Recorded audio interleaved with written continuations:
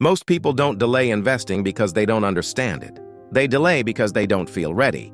They've read about compounding. They know time matters more than money. They've seen long-term market charts. And yet, months go by without action.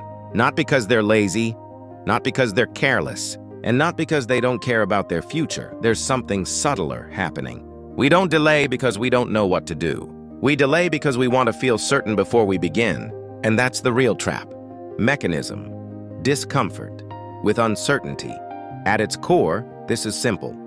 Humans aren't primarily afraid of losing money. They're afraid of feeling wrong. When you think about investing, you're not just looking at numbers. You're facing uncertainty. What if it drops?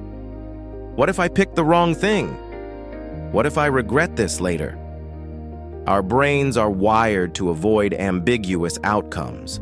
We prefer clarity even if the result isn't optimal. In Thinking Fast and Slow, Daniel Kahneman explains how our minds avoid situations where probabilities feel unclear. Ambiguity feels threatening. A savings account feels safe. It doesn't move much, it doesn't surprise you. And most importantly, you never feel stupid for keeping money there. Investing is different, it moves. It fluctuates, and every small dip can feel like proof that you made a mistake. So we wait. We wait for the right time. We wait for more clarity. We wait until we feel smarter, more prepared, more confident. But what we're really waiting for is comfort. And comfort rarely comes before action. In The Psychology of Money, Morgan Housel argues that financial success is less about intelligence and more about behavior. You can be logically smart and still struggle financially, because investing isn't a math test. It's an emotional test, and human emotions were never designed to calmly handle short-term volatility. Another perspective comes from Atomic Habits by James Clear. He explains that we often delay, not because we don't know what's right, but because the first small action feels psychologically heavy. Starting to invest feels like a major life decision, like something permanent. But in reality, the first step is small. Open the account, invest a modest amount. Let time do the work. The problem is that our minds exaggerate the short-term risk while imagining the long-term consequences. We're not incapable. We're just trying to avoid mental discomfort. Even someone like Warren Buffett never knows exactly what will happen tomorrow. The difference isn't certainty. It's tolerance for uncertainty. Buffett doesn't wait for perfect clarity. He accepts that some decisions will look wrong in the short term. But he plays the long game. Most people want Buffett-level returns with savings account-level emotional stability. Those two don't coexist.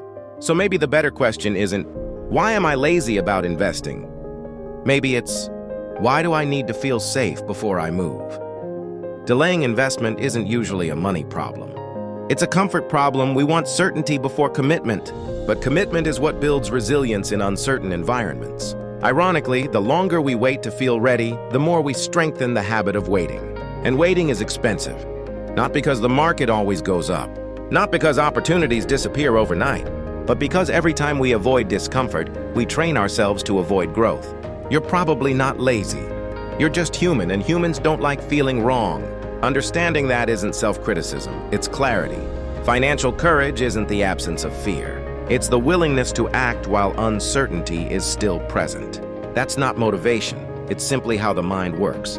And once you see the mechanism clearly, you stop thinking something is wrong with you. You're just learning how to operate in a system that was never designed to feel comfortable in the first place.